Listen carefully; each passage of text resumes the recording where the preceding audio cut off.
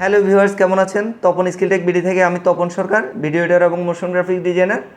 আজকে আপনাদের সামনে প্রিমিয়ার প্রোর 5 নম্বর লেসনটি নিয়ে হাজির হয়েছি। আজকের ভিডিওটিও আপনাদের জন্য খুব গুরুত্বপূর্ণ। আজকের ভিডিওতে আমি 4টি বিষয় নিয়ে সাজিয়েছি। তো 4টি বিষয়ের মধ্যে কি কি আমি বলছি। প্রথমত হলো স্লো মোশন ভিডিও। দ্বিতীয়টি হলো স্পিড ভিডিও, আপনাদের ভিডিও কিভাবে আপনারা স্পিড বাড়াবেন কমাবেন। তৃতীয়টি হলো আপনারা কিভাবে আপনাদের ফুটেজ রিভার্স করবেন। আর চতুর্থটি হলো আপনাদের ফুটেজ কিভাবে ডিউরেশন কনভার্ট করে ছোট এবং বড় করবেন। তো ভিউয়ার্স, চলুন আমরা এই 4টি বিষয় প্র্যাকটিক্যালি দেখার চেষ্টা করি। তো ভিউয়ার্স, ভিডিও শুরুতে আপনাদের যা যা বলেছি তা দেখানোর জন্য প্রথমত আমাকে প্রিমিয়ার প্রোটি ওপেন করতে হবে। প্রিমিয়ার প্রো ওপেন করার পর আমাকে একটি নতুন নিউ প্রজেক্ট করতে হবে। তো আমি নিউ প্রজেক্টটি করে রেখেছি।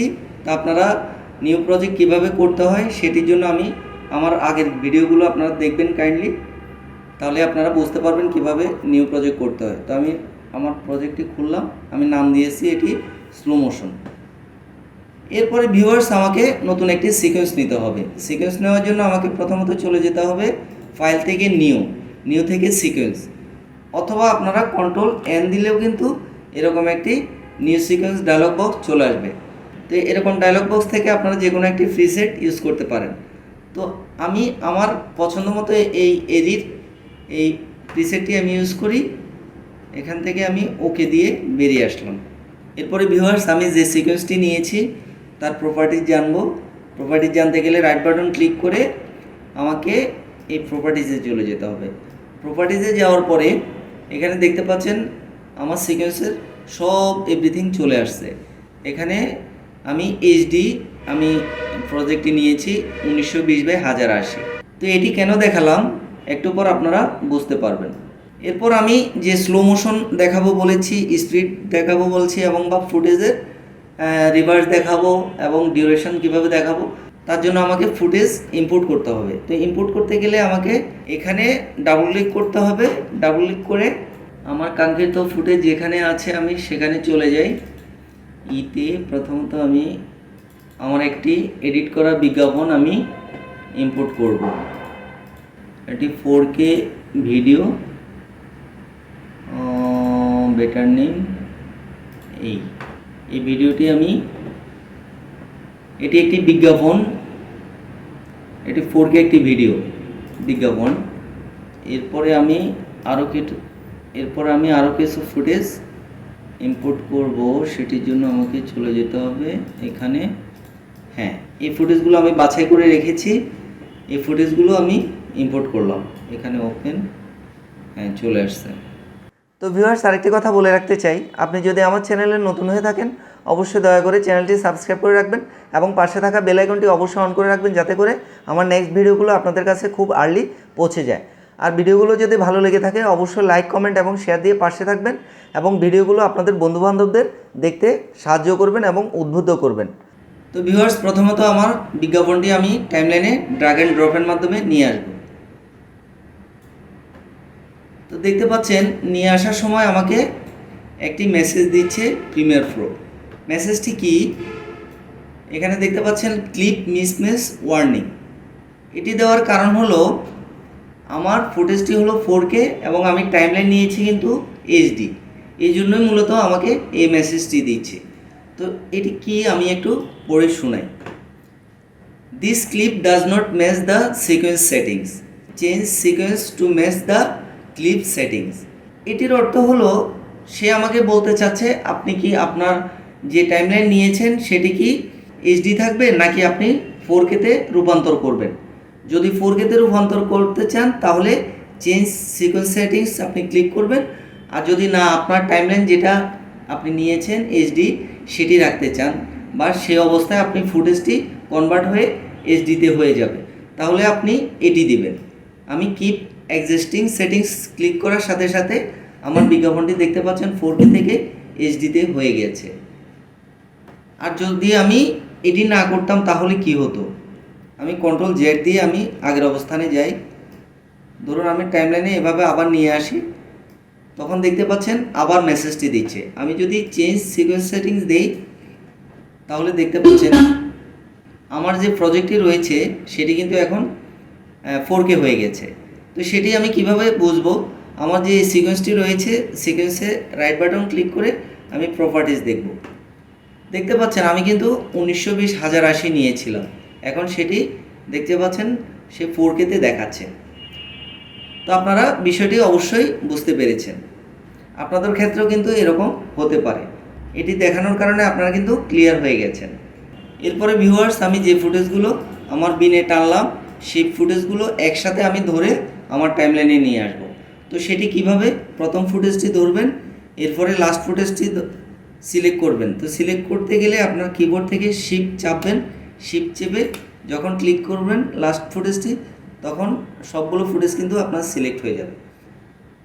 এরপরে আপনি মাউসের রাইট বাটন ক্লিক করে ড্র্যাগ অ্যান্ড ড্রপের মাধ্যমে এভাবে নিয়ে যাবেন। তো সে একই রকম মেসেজ দিচ্ছে, কারণ হলো এখানে রেজুলেশন আর আমার যে টাইমলাইনের রেজুলেশন কোথাও মিসম্যাচ রয়েছে।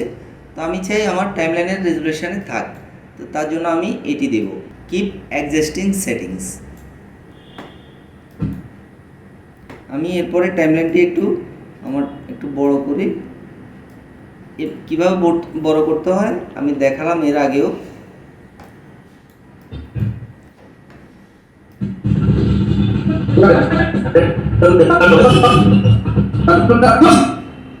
এটি একটি মিউজিক ভিডিওর ফুটেজ।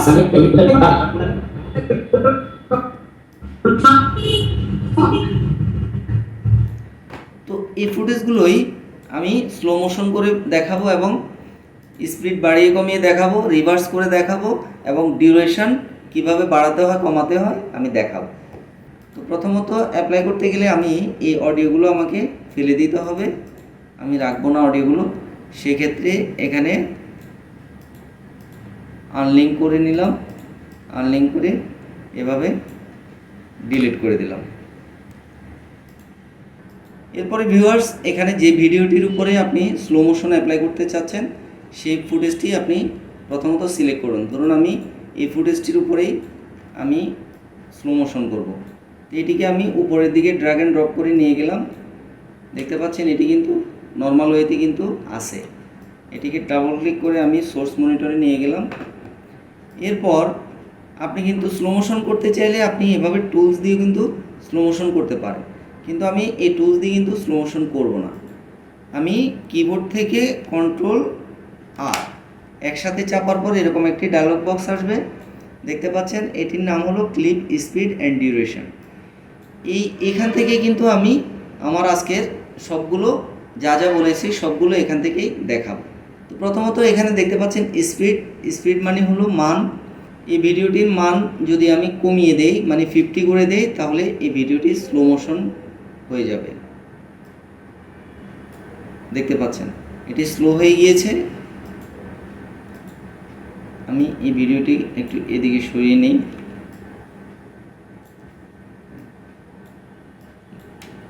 দেখতে পাচ্ছেন এটি কিন্তু স্লো মোশন এখন দেখাচ্ছে। আমি যদি আরও স্লো করতে চাই সেটি আরও করতে পারবো। Ctrl+R, এখানে যদি আমি 30 দেই তাহলে দেখতে পাচ্ছেন এটি আরও স্লো হয়ে গেছে। আমি প্রথম থেকে চালাই এটি।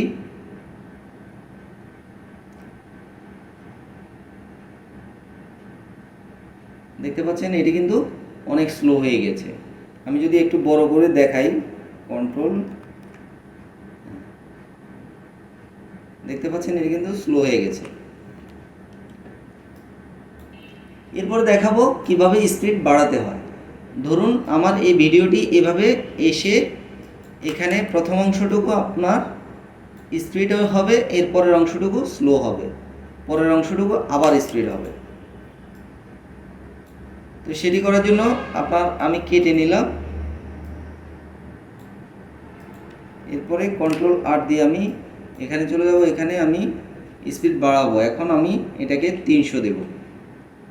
300 দিলে স্পিড বাড়বে। দেখতে পাচ্ছেন এটি ছোট হয়ে গেছে মানে স্পিড বেড়ে গেছে।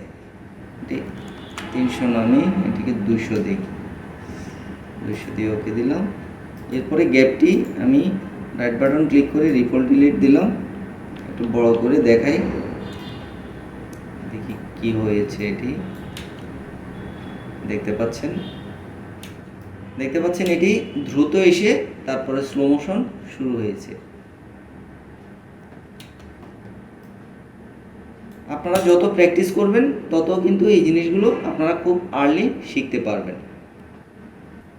এরপরে আবার যদি আমি এই অংশটুকু স্পিড বাড়িয়ে দিই তাহলে কেমন লাগে দেখি।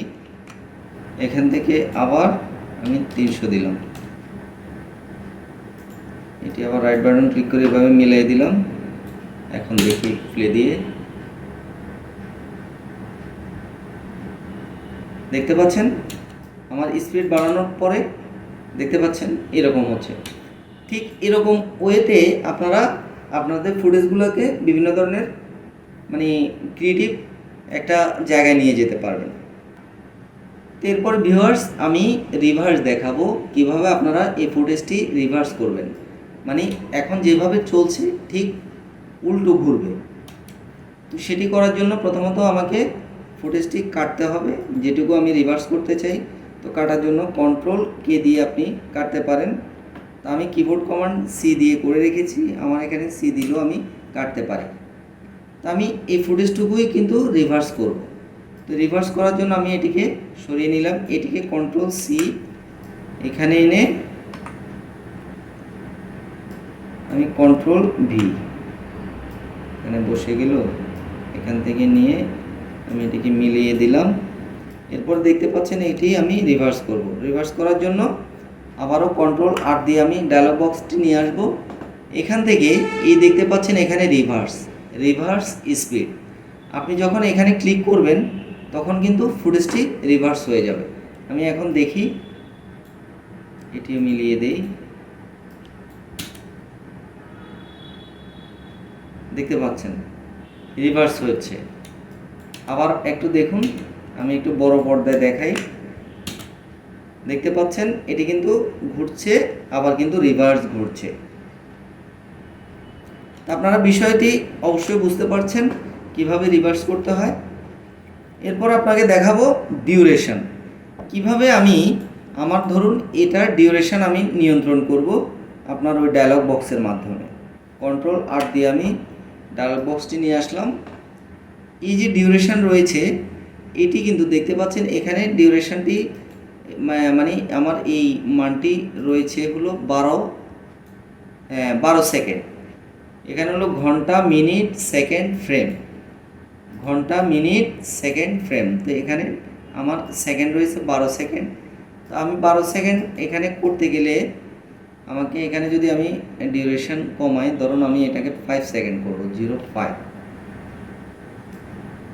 এখন দেখুন কি হচ্ছে, দেখতে পাচ্ছেন এটি কিন্তু কমে গিয়েছে, 05 সেকেন্ড হয়ে গেছে।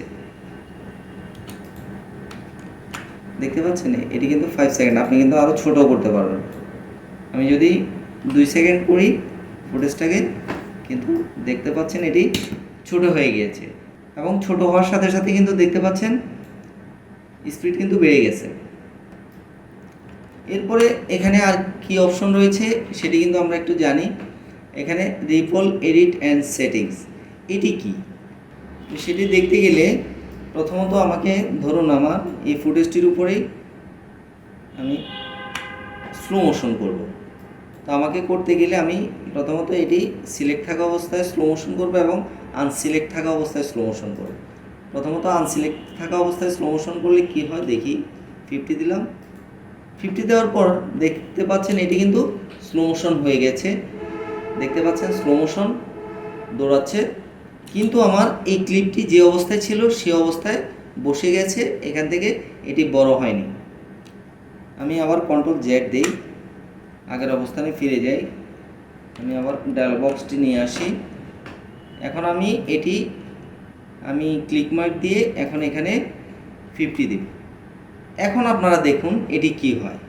এখন ওকে দেওয়ার সাথে সাথে দেখতে পাচ্ছেন স্লো মোশন যেটুকু হয়েছে সে কিন্তু এই ফুটেজটি ডান দিকে যে ফুটেজটি রয়েছে সেটি কিন্তু সরে গেছে, আগে কিন্তু সরে যায়নি। আগে যেটুকু ছিল ওইটুকুর মধ্যে কিন্তু স্লো মোশন হয়ে সে কিন্তু বসে গেছে।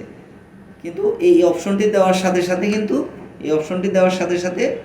আপনার এই স্লো মোশন হয়ে কিন্তু সেই ডিউরেশন বেড়ে পরের ফুটেজটিকে সে ডান দিকে সরিয়ে দিয়েছে।